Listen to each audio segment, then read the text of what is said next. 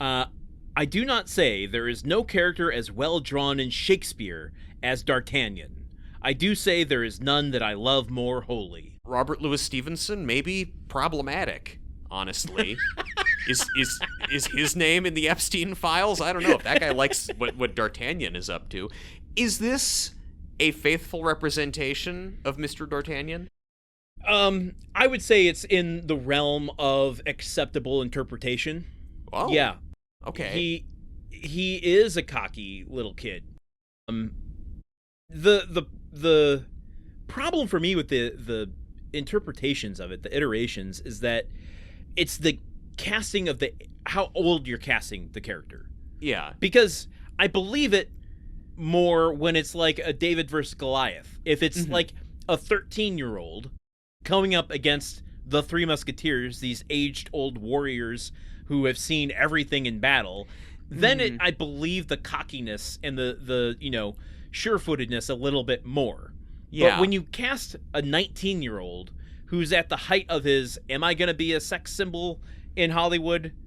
Logan Lerman is playing D'Artagnan here. Yeah. How'd that turn out for him? Percy Jackson himself is here. Percy Jackson and the Musketeers.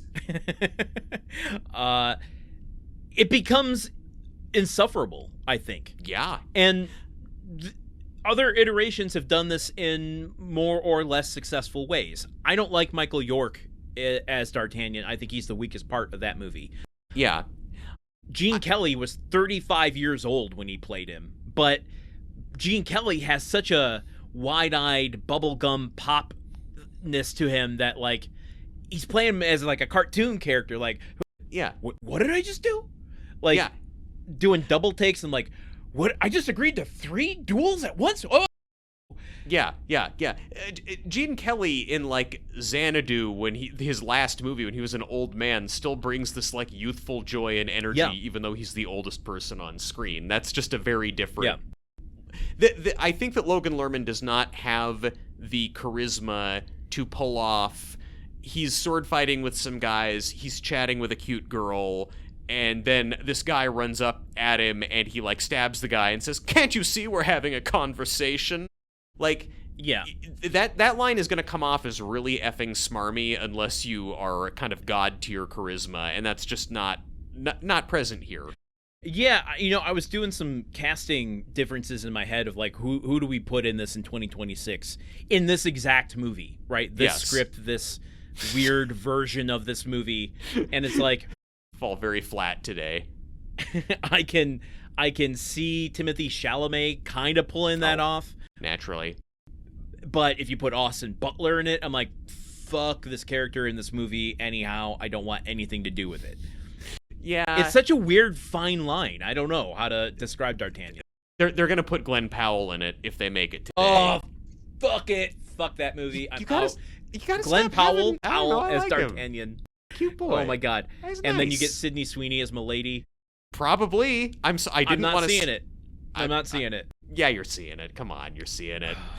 Oh, man. I mean, I'm honestly shocked that they haven't gone back to that well. This book that is in the public domain that's been done a million times and is sort of an established IP. Like, I don't know. It seems like this is the sort of thing they just always should have kind of brewing in the background.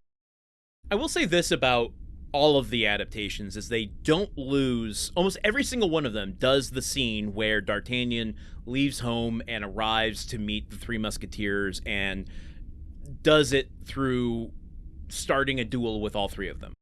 Yeah, which I found irritating in this. I found a lot of things irritating in this movie. I think, look, I buy that D'Artagnan is going to be cocky. Like any kid who goes off saying, I'm going to go be a kind of French secret agent, like who sword fights for a living, is going to be cocky. It's just that his cockiness only ever works for him, and there's never any situations where it blows up in his face. He matures a little bit, and then we have to see him get out of a mess of his own making. Like, that's what would be satisfying to me for a cocky young character. Maybe this is obnoxious in its own right.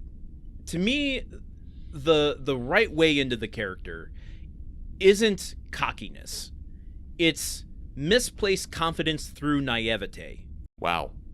Does that make any sense? Like, my dad was a musketeer.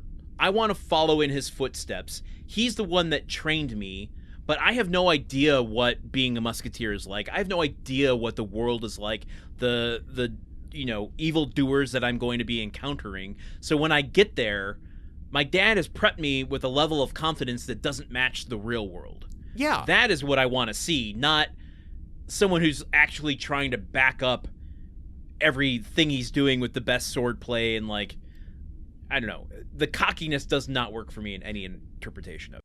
Subscribe to Movie Memory Machine for new forgotten movies every other Friday, available wherever you listen to podcasts.